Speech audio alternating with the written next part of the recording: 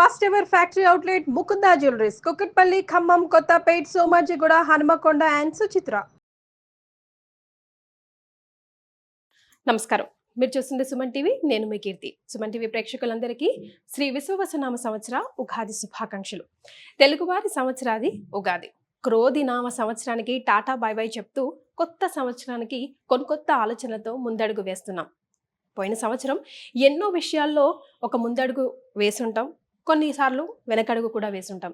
అనుకున్న పనులు అనుకున్న సమయానికి కాకపోయిండొచ్చును.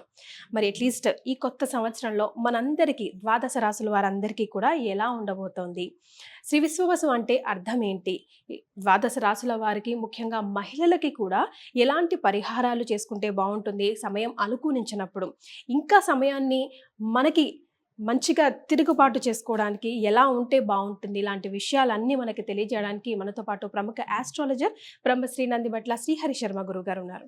నమస్తే గురుగారు. వాగర్థావివ సంపృక్తౌ వాగర్థ ప్రతిపత్తయే జగతః పితరౌ వందే పార్వతీ పరమేశ్వరౌ. సదాశివ సమారంభాం శంకరాచార్య మధ్యమాం అస్మదాచార్య పర్యంతం వందే గురు పరంపరాం. ఆదిత్యాయ చ సోమాయ మంగళాయ బుధాయ చ గురు శుక్ర శనిభ్యశ్చ రాహవే కేతవే నమః. శృంగేరి జగద్గురు పీఠాధిపతులకి, కంచి పీఠాధిపతులకి నమస్కారములు తెలియజేసుకుంటూ కార్యక్రమాన్ని ప్రారంభిద్దాం. అలాగే గురుగారు, శ్రీ విశ్వవసు నామ సంవత్సరం అంటున్నాం కదా, అంటే అర్థం ఏంటో? విశ్వావసు, విశ్వావసు అనగా విశ్వాసము కలిగినటువంటిది, నమ్మదగినటువంటిది అనేటువంటి అర్థంగా చెప్పవచ్చు. అంతేకాకుండా విశ్వావసు అనేటువంటిది గంధర్వరాజులలో ఒక రాజు. ఇతని పేరు మీదగానే వివాహం కాని అబ్బాయిలకి, ఆలస్యంగా వివాహం అవుతున్నటువంటి అబ్బాయిలకి ఈ యొక్క విశ్వావసు గంధర్వనామ మంత్రముతో కనుక జపము, తర్పణము, హోమము గనక చేస్తే త్వరితగతిన వివాహము జరిగి తీరుతుంది అని చెప్పి మనకు మంత్రశాస్త్రంలో చెప్పబడి ఉంది. ద్వాదశ రాశిలో భాగంగా ఇక తులారాశి వారికి ఈ శ్రీ విశ్వవసునామ సంవత్సరంలో ఎలా ఉంటుందో తెలియజేస్తారా? ద్వాదశ రాశులలో భాగంగా తులారాశిలో జన్మించినటువంటి వారికి ఈ విశ్వావసునామ సంవత్సరంలో ఏ విధంగా ఉండబోతుందో క్లుప్తంగా తెలియజేసుకునే ప్రయత్నం చేద్దాం. ఈ విశ్వావసునామ సంవత్సరంలో తులారాశి వారికి ఆదాయం 11, వ్యయం 5, రాజ్యపూజ్యం 2, అవమానం 2. ఈ విశ్వావసునామ సంవత్సరంలో తులారాశిలో జన్మించినటువంటి వారికి గ్రహాలన్నీ అనుకూలంగా ఉండబోతున్నాయి. ఎందుకనంటే ప్రధానంగా శని భగవానుడు యోగించేటువంటి స్థితిలో ఉన్నాడు, గురువు యోగించేటువంటి స్థితిలోనే ఉన్నాడు.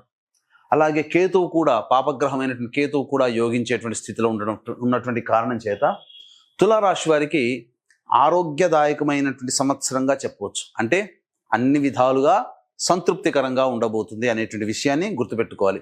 అయితే విశ్వావసునామ సంవత్సరం ఉన్న 12 మాసాలు టైప్ 3 జోన్స్గా మనం డివైడ్ చేసుకుంటే type 1 zone, type 2 zone, type 3 జోన్లో భాగంగా ఎలా ఉండబోతుంది, గ్రహాలు ఎలా అనుకూలిస్తాయి అనేటువంటి విషయాల గురించి క్షుణ్ణంగా తెలియజేసే ప్రయత్నం చేస్తాను.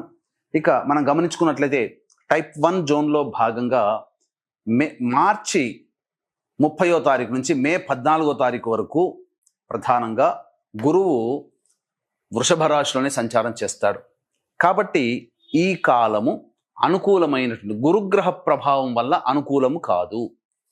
కాబట్టి జాగ్రత్తలు పాటించాలి. దైవానుగ్రహాన్ని పొందే ప్రయత్నం చేసి పెద్దల యొక్క ఆశీర్వచనం తీసుకుంటే అష్టమ గురు ప్రభావం నుంచి చాలా మటుకు బయటపడతారని చెప్పవచ్చు. అదే ఈ టైప్ 1 జోన్లో శని భగవానుడు మార్చి 29వ తారీఖు నుంచి మీనరాశిలోకి సంచారం చేస్తాడు. ఇది అద్భుతమైనటువంటి యోగం అండి. ఒక్క గురుగ్రహం బాగోలేదు. ఎందుకంటే రాహువు, కేతువులు మే 16వ తారీఖు నుంచి కుంభరాశిలో రాహువు, ఈ యొక్క సంబంధించినటువంటి సింహరాశిలోకి కేతువు ప్రవేశం చేస్తాడు మే 16వ తారీఖు వరకు. కాబట్టి మే 14 వరకు గురువు బాగుండడు, ఒక్క గురువే బాగుండడు ఉగాది నుంచి. కానీ ప్రధానమైనటువంటి శని, రాహువులు షష్టమ స్థానంలో స్థితి పొందినటువంటి కారణం చేత అన్నింటా విజయాన్ని పొందే అవకాశాలు గోచరమవుతున్నాయి. ముఖ్యంగా గత సంవత్సరం మీకు ఎవరు సహాయ సహకారాలు కింది స్థాయిలో ఎవరు అందించలేనటువంటి వాళ్ళందరూ కూడా సహాయ సహకారాలు అందించడం, మంచి విజయాన్ని పొందుతారు. ముఖ్యంగా ఎటువంటి విజయాన్ని పొందుతారు అనంటే ప్రత్యర్థులపై మీదే పైచేయిగా ఉంటుంది. అంటే కోర్టు సంబంధమైనటువంటి వ్యవహారాల్లో మీకు అనుకూలంగా వచ్చే అవకాశం మే 14వ తారీఖు వరకు ఉన్నది. అలాగే వ్యాపారస్తులు అనుకోండి, తోటి వ్యాపారస్తుల మీద మీదే పైచేయి అవుతుంది. అందరూ సహాయ సహకారాలు అందిస్తారు. అన్నిటికంటే నిరుద్యోగం కోసం బాధపడుతూ ఉన్నటువంటి వాళ్ళు, ఉద్యోగం లేదని బాధపడేటువంటి వాళ్ళు, ప్రమోషన్ల కోసం ఉండేటువంటి వాళ్ళందరికీ కూడా మార్చి 30 ఈ ఉగాది నుంచి మే 14వ తారీఖు వరకు సంపూర్ణముగా అనుకూలించేటువంటి సమయంగా చెప్పవచ్చు. కాబట్టి ఈ సమయాన్ని సద్వినియోగపరచుకునే ప్రయత్నం చేయండి టైప్ 1 జోన్లో భాగంగా. ఇక టైప్ 2 జోన్లో భాగంగా చూసుకున్నట్లయితే మే 14వ తారీఖు నుంచి సెప్టెంబర్ 27వ తారీఖు వరకు మిథున రాశిలో సంచారం చేస్తాడు గురువు. ఇది చాలా అనుకూలం అండి. నవమ స్థానంలో గురు సంచార ప్రభావం అత్యంత యోగప్రదముగా, అన్ని విధాలుగా పెద్దల యొక్క సహాయ సహకారాలు, పనులన్నీ అనుకున్నటువంటివన్నీ కూడా సజావుగా సాగిపోతుండడము, అవసరానికి మీకు సహాయ సహకారాలు అందివ్వడము.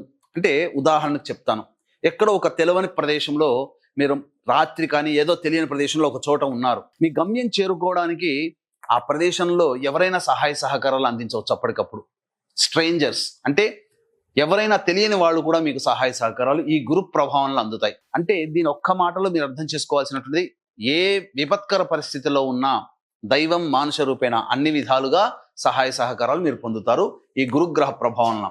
సెప్టెంబర్ 28 నుంచి నవంబర్ 11వ తారీఖు వరకు కర్కాటక రాశిలో సంచారం చేస్తున్నటువంటి ఈ గురుగ్రహ ప్రభావం వలన కూడా సెప్టెంబర్ 28 నుంచి నవంబర్ 11వ తారీఖు వరకు ముఖ్యంగా తీర్థయాత్రల సందర్శనము, ఉద్యోగంలో అభివృద్ధి, అధికారుల యొక్క అండదండలు ఇవన్నీ వెరసి మీకు యోగాన్ని కలగచేస్తున్నాయి.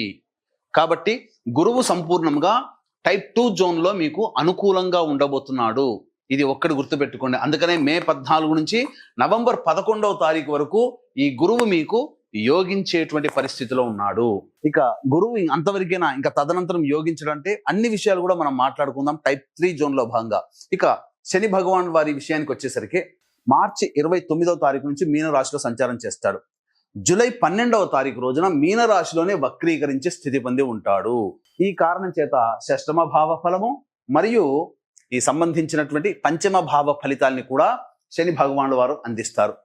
ఈ కారణం చేత జరగబోయేటువంటిది ఏంటి అని అంటే, ప్రధానంగా ఆలోచన చేసినవి, అనుకున్న పనులన్నీ కూడాను ముందుకు సాగడానికి ఆలస్యం అవుతుంది. మీరే కారణం. దీనికి ప్రధాన కారణం ఎవరో కాదు, మీ ఆలోచనలు మీరు ఇంప్లిమెంటేషన్ చేయలేకపోవడం. అనగా సింపుల్ ఒక మాటలో చెప్పాలంటే లేజినెస్ లేదా బద్ధకం.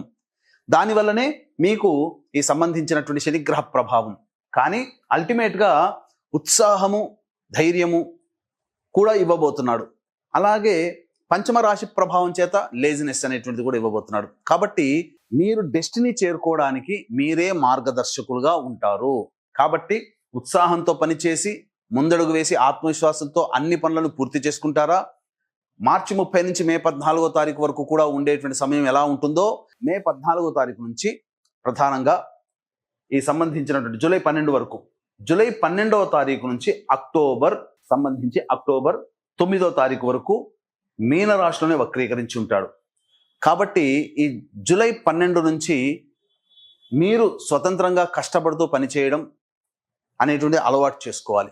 బద్ధకాన్ని అలవాటు చేసుకుంటే ఈ శని భగవాను మీకు అనుకూలించడు. ఎందుకు అనంటే, ప్రధానంగా కుంభరాశిలోకి మే 16వ తారీఖు రోజున రాహు ప్రవేశం చేస్తున్నాడు. ఏమవుతుంది? ప్రధానంగా ఈ రాహు ప్రభావం వల్ల కూడా కొంత ఇబ్బందికర పరిస్థితులు, మనశ్శాంతి ఉండదు, చికాకులు ఉంటాయి. దీనికి తోడు శని కూడా చేరి బద్ధకాన్ని కలిగిస్తున్నటువంటి కారణం చేత ప్రధానంగా ఇబ్బందులు ఉంటాయి. కాబట్టి బద్ధకాన్ని వదిలితే శని యోగిస్తాడు, గురువు అనుకూలంగా ఉన్నాడు. కాబట్టి దైవం సహాయం చేయడానికి ముందుంది టైప్ 2 జోన్లో భాగంగా.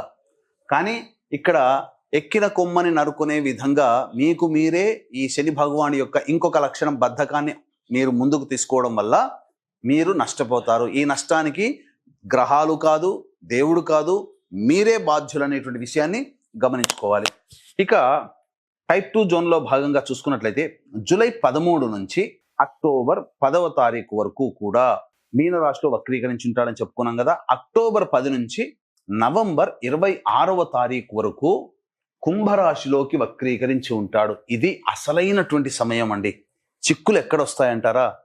అసలు తులారాశి వాళ్ళు మర్చిపోయారు, అర్ధాష్టమ శని దోషాన్ని మర్చిపోయి దాదాపుగా 5 సంవత్సరాలైంది. కానీ అక్టోబర్ 10 నుంచి నవంబర్ 25 వరకు, ఇటు 20 + 25 45 రోజుల పాటు అర్ధాష్టమ శని దోష ప్రభావాన్ని తులారాశిలో జన్మించినటువంటి వారు పొందుతారు. కాబట్టి ఇదొక్కటి మాత్రము ఆ 45 రోజుల్లో ఎటువంటి కార్యకలాపాలు, ఉద్యోగ ప్రయత్నాలు, అలాగే సంబంధించినటువంటి ఈ అక్టోబర్ 10 నుంచి నవంబర్ 25 వరకు ఎటువంటి ప్రయత్నాలు చేయకపోవడమే చాలా మంచిదనేటువంటి విషయాన్ని గమనించుకోవాలి. ఉద్యోగంలో మార్పులు ఖచ్చితంగా అక్టోబర్ 10 నుంచి నవంబర్ 25వ తారీఖులో వస్తాయి. ఈ అర్ధాష్టమ శని దోష ప్రభావాన్ని సద్వినియోగపరచుకోండి. ఇక టైప్ 3 జోన్లో భాగంగా చూసుకుంటే నవంబర్ 12 నుంచి డిసెంబర్ 26వ తారీఖు వరకు కర్కాటక రాశిలోనే వక్రీకరించినటువంటి కారణం చేత ఇటు దశమ భావము, నవమ భావ ఫలితాన్ని ఈ తులారాశిలో జన్మించినటువంటి వారు పొందుతారు. కాబట్టి ఇది అనుకూలమైనటువంటిది. కానీ చిక్కల్లా కూడా డిసెంబర్ 27 నుంచి వచ్చే సంవత్సరం దాదాపుగా 19వ తారీఖు వచ్చే సంవత్సరం మార్చి 20వ తారీఖు వరకు, 20వ తారీఖు నుంచి ఉగాది ప్రారంభమవుతుంది. కాబట్టి డిసెంబర్ 27 నుంచి మార్చి 14వ తారీఖు వరకు మిథున రాశిలో వక్రీకరించినటువంటి కారణం చేత మళ్ళీ అష్టమ గురు ప్రభావాన్ని కూడా ఇస్తాడు. ఇంతకుముందు టైప్ 1 జోన్లో భాగంగా చెప్పుకున్నాం. మే 14వ తారీఖు వరకు అష్టమ గురువు అంటే ఏంటండి? సింపుల్గా అన్నీ నోటి దాకా వచ్చి వెనక్కి వెళ్ళిపోతుంటాయి. అవకాశాల్ని సద్వినియోగపరచుకోలేకపోతారు. ఇది ప్రధానంగా మనం చెప్పుకోదగినటువంటిది. మీది సొంతం అనుకున్నటువంటిది ఏదైతే ఉంటుందో అది మీ చేయి దాటిపోతుంది. అదే విధమైనటువంటి లక్షణం అనగా మార్చి 30 నుంచి మే 14 వరకు ఎటువంటి లక్షణాలు గురు ప్రభావం వల్ల మీరు పొందారో అదే డిసెంబర్ 27 నుంచి మార్చి 14వ తారీఖు వరకు కూడా అలాంటి లక్షణాలు కొంత మీరు పొందుతారు. కాబట్టి జాగ్రత్తలు పాటించండి. దైవానుగ్రహాన్ని పొందే ప్రయత్నం తరచూ చేసుకుంటే చాలా మంచిదని గమనించుకోవాలి. ఇక టైప్ 3 జోన్లో భాగంగా నవంబర్ 26 నుంచి కుంభరాశిలో సంచారం చేస్తుంటాడు. కానీ అది నవంబర్ 26 నుంచి జనవరి 9వ తారీఖు వరకు. ఇక జనవరి 10వ తారీఖు నుంచి మార్చి మొత్తం అనగా ఆ సంవత్సరం మొత్తం కూడా మళ్ళీ శని యోగిస్తాడు. కాబట్టి ఒక రకంగా తులారాశిలో జన్మించినటువంటి వాళ్ళకి గురు శనులు ఇద్దరు దోబూచులాడుకుంటున్నారు. ఒకరు యోగించినప్పుడేమో ఇంకొకరు యోగించట్లేదు. గురువు యోగించినప్పుడు శని, శని యోగించినప్పుడు గురువు. కాబట్టి ఏది ఏమైనా ఒకటి మాత్రం, శని యోగించలేనప్పుడు మీరు స్వయం కృషితో ముందడుగు వేయాలి. గురువు యోగించినప్పుడు దైవతానుగ్రహాన్ని పొందే ప్రయత్నం చేయాలి. కాబట్టి సంపూర్ణముగా మంచి యోగ జీవితాన్ని ఈ తులారాశిలో జన్మించినటువంటి వారు పొందుతారని చెప్పవచ్చు. ఇక ఈ తులారాశిలో జన్మించినటువంటి అవివాహితులకి వివాహం జరిగే అవకాశాలు సంపూర్ణంగా ఉన్నాయి. సంతానవంతులు కావాలనుకునేటువంటి వాళ్ళు మే 14వ తారీఖు తర్వాత సంతానం సంబంధించినటువంటి విషయాలు అనేటువంటివి శ్రద్ధ చూపుతారు. అలాగే ఇక గమనించుకున్నట్లయితే ప్రధానంగా ఈ యొక్క తులారాశిలో జన్మించినటువంటి రాజకీయ రంగ ప్రముఖులకి అధికారుల యొక్క అండదండలు మే 14వ తారీఖు తర్వాత ఉంటాయి. ఎక్కడైనా పోటీ చేసినా, ఏదైనా నామినేటెడ్ పదవి ఆశిస్తున్నా వాళ్ళకి ఖచ్చితంగా లభించి తీరుతుంది. అలాగే సినీ కళారంగంలో ఉన్నటువంటి వాళ్ళకి ఈ యొక్క గురువు యొక్క అనుగ్రహము, శని ప్రభావం అనుకూలంగా ఉన్నటువంటి కారణం చేత ముఖ్యంగా కీర్తి ప్రతిష్టలు పెరుగుతాయి. అలాగే ధన ప్రవాహం కూడా చాలా చక్కగా ఉంటుంది. సమయం ఇదివరకు ఇవ్వాల్సినట్టుగా ఈ తులారాశిలో జన్మించిన అందరికీ కూడాను రాని బాకీలు వసూలవుతాయి. కాబట్టి మీకు గతంలో సినీ రంగ ప్రముఖులకి గతంలో ఎగ్గొట్టిన వాళ్ళందరూ కూడా డబ్బు తీసుకొచ్చి ఇచ్చేస్తారు. ఇది జరుగుతుంది. ఇక ముఖ్యంగా అన్ని రంగాలలో ఉన్నటువంటి వాళ్ళకి ప్రధానంగా ఈ అక్టోబర్ 10వ తారీఖు నుంచి నవంబర్ 25వ తారీఖు వరకు ఉన్నటువంటి మధ్యకాలం మాత్రం కాస్త గడ్డు కాలం తప్ప మిగతా అన్ని విధాలుగా యోగదాయకంగా ఉంటుంది. ఇక ఉద్యోగ రంగంలో ఉన్నటువంటి వాళ్ళకి ప్రమోషన్లతో కూడుకున్నటువంటి బదిలీలు ఉంటాయి. అన్ని విధాలుగా యోగదాయకంగా ఉంటుంది. ప్రైవేట్ రంగంలో ఉన్నటువంటి వాళ్ళు కూడా చాలా చక్కగా ఉంటుంది. అన్ని విధాలుగా సహాయ సహకారాలు ఈ తులారాశి వారికి ఈ విశ్వావసునామ సంవత్సరంలో అందుతాయని చెప్పవచ్చు. రైతులు వేసేటువంటి 2 పంటలు కూడా లాభసాటిగా ఉంటాయి. అన్ని వృత్తి ఉద్యోగ వ్యాపారాల్లో ఉన్నటువంటి వాళ్ళకి మంచి జరుగుతుంది. కోర్టు వ్యవహారంలందు మీకు శుభాలు జరుగుతాయి. మీరు ఈ సంవత్సరం ఏదైతే గతంలో కంటే కూడా ఈ సంవత్సరం ఏదైతే అనుకుంటారో అది ఖచ్చితంగా నెరవేర్చుకునే అవకాశం గ్రహాలు అనుకూలంగా ఉన్నాయి. ఇది ఈ విషయం చెప్పవచ్చు. ఇక ఈ యొక్క తులారాశిలో జన్మించినటువంటి మహిళలకి చాలా చక్కగా ఉండబోతుంది. గతంలో కంటే కూడా బాధ్యతలు పెరిగినా గౌరవ మర్యాదలు కూడా పెరుగుతాయి. మిమ్మల్ని కాదనుకున్న వాళ్ళు మళ్ళీ మీరే కావాలి అనుకునే అవకాశం గోచరమవుతుంది. గతంలో విడిపోయినటువంటివి, వెళ్ళినటువంటి దూరమైనటువంటి బంధుత్వాలు కానీ అలాగే బాధ్యతలు కానీ అవన్నీ మీకు మళ్ళీ తిరిగి సంప్రాప్తమయ్యే అవకాశం ఉంటుంది. దూరం అయిపోయినటువంటి దంపతులు మళ్ళీ దగ్గరయ్యే అవకాశాలు కూడా గోచరమవుతున్నాయి. అన్ని విధాలుగా సహాయ సహకారాలు మీకు అందుతాయి. మీ మాటకి విలువ పెరుగుతుంది. ఇంతకుముందు వస్తే మీ పైన బాధ్యతలు అనేటువంటివి ఉండేటివి, గౌరవం ఉండకపోయేది. కానీ పిలిచి పీట వేసి గౌరవ మర్యాదలకి లోటు లేకుండా హక్కున చేర్చుకుంటారు. మిమ్మల్ని కాదన్న వాళ్ళే మిమ్మల్ని దగ్గరికి తీసుకుంటారు. అన్ని విధాలుగా బాగుంటుంది. ముఖ్యంగా మహిళలకి బ్యూటీ పార్లర్, బొటిక్ రంగంలో, అలాగే లేడీ గార్మెంట్స్కి సంబంధించి మరియు బ్యాంగిల్ స్టోర్స్ నడుపుకునేటువంటి మహిళలు, వీళ్ళందరికీ కూడా బాగుంటుంది. గృహిణులకి చక్కగా మీరు ఏదైనా ఆభరణాలు అనేటువంటివి మీ సొంతం అవుతాయి. గృహ మార్పులు, స్థిర చరాస్తులు సంబంధించిన విషయంలో మీకు సంపూర్ణంగా అనుకూలంగా ఉంటుందని చెప్పవచ్చు. సంతానం కోరేటువంటి మహిళలకి సత్సంతాన ప్రాప్తి లభించే అవకాశం ఉంటుంది. కాకపోతే ఈ రాహు యొక్క ప్రభావం, రాహుకేతుల యొక్క ప్రభావం వలన కొంత అనారోగ్య లక్షణాలు ఉండేటువంటి అవకాశం ఉంది. కాబట్టి జాగ్రత్తలు పాటించండి. ఓవర్ స్ట్రెయిన్ అవ్వకుండా బ్యాలెన్స్డ్గా పనులని పూర్తి చేసుకునే ప్రయత్నం చేయండి. అన్ని విధాలుగా సంపూర్ణంగా అనుకూలంగా ఉంటుందని చెప్పవచ్చు. తులారాశిలో జన్మించిన మహిళలకి ఎలా ఉంటుందో ఒకసారి తెలియజేయండి గురుగారు. ఇక ఈ తులారాశిలో జన్మించినటువంటి వారు జాతకరీత్యా ప్రధానంగా రాహుకేతుల యొక్క ప్రభావం కొంతకాలం, అలాగే శని గురువులు కొంతకాలం అనుకూలించి కొంతకాలం అనుకూలించలేకపోవడం, ఈ కారణం చేత కొన్ని సమస్యలు అనేటువంటివి ఉంటాయి. కాబట్టి దైవానుగ్రహం తప్పనిసరి. కావున మీకు సమస్య అనేటువంటిది వచ్చినప్పుడు గురువారం రోజున దత్తాత్రేయ చరిత్ర పారాయణం ప్రారంభించి బుధవారానికి సమాప్తం చేయండి. ఈ విధంగా ఒక సప్తాహం చేయండి. తప్పకుండా మీకు గురు సందేశం వలన మీకు సమస్యకి పరిష్కారం లభిస్తుంది. అలాగే అవకాశం కుదిరినప్పుడల్లా ప్రదోషకాల సమయంలో శివాలయ సందర్శనం చేసుకొని అర్చన జరిపించుకోండి. సమస్య పరిష్కారం అవుతుంది. సంవత్సరం పొడుగుతా కూడా మీకు దైవానుగ్రహం తప్పనిసరి. కాబట్టి ఇట్టి దైవానుగ్రహం మీకు తోడుగా ఉండాలి అనేటువంటి సదుద్దేశంతో మీ సంకల్పం నెరవేరాలి. అలాగే మీ జాతకరీత్యా ఉన్నటువంటి సకల దోషాలు తొలగిపోవాలనేటువంటి సదుద్దేశంతో ఏప్రిల్ 18వ తారీఖు రోజున కాశీ క్షేత్రంలో సంకల్ప సిద్ధి సర్వదోష నివారణ పూజల హోమాలు అనేటువంటి కార్యక్రమానికి శ్రీకారం చుట్టబోతున్నాం. కాబట్టి ప్రతి నెల మీ కుటుంబ సభ్యుల గోత్రనామాదులతో శుభకార్యాలు అనేటువంటి హోమాది కార్యక్రమాలు అనేటువంటివి చేయించడం జరుగుతుంది. ముఖ్యంగా మీ ఆరోగ్యం కోసం మృత్యుంజయ హోమం అనేటువంటిది చేయించడం జరుగుతుంది. అవకాశం ఉన్న వాళ్ళు సంవత్సరం పొడుగుతా చేసేటువంటి కార్యక్రమంలో సభ్యులుగా చేరదలిచిన వాళ్ళు కార్యక్రమ తదనంతరం కాంటాక్ట్ చేసి గోత్రనామాదులు నమోదు చేసుకోవచ్చు. మరి గురుగారు, వీళ్ళు ఏదైనా కొత్త ఆలోచన అంటే ఉద్యోగంలో చేంజ్ అవ్వాలన్నా, లేకపోతే వ్యాపారంలో చేంజ్ అవ్వాలన్నా, స్టార్ట్ చేయాలన్నా, రీస్టార్ట్ చేయాలన్నా, బోత్ వేస్ ఏ నెలలు అనుకూలంగా ఉంటాయంటారు?